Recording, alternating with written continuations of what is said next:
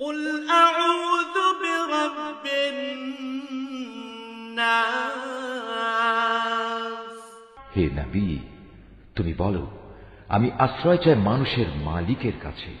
ملك الناس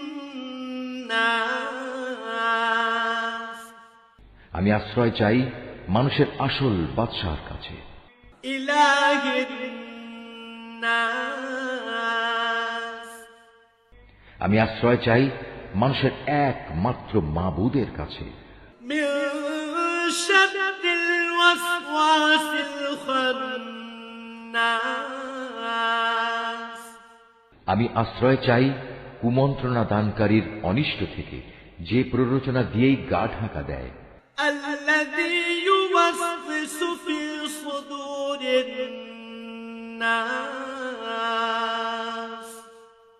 যে মানুষের অন্তরে কুমন্ত্রণা দেয়, من الجنة والناس জিনদের মধ্যে থেকে হোক বা মানুষদের মধ্যে থেকে হোক, তাদের অনিষ্টের হাত থেকে আমি আল্লাহ তাআলার কাছে আশ্রয় চাই। صدق الله العظيم।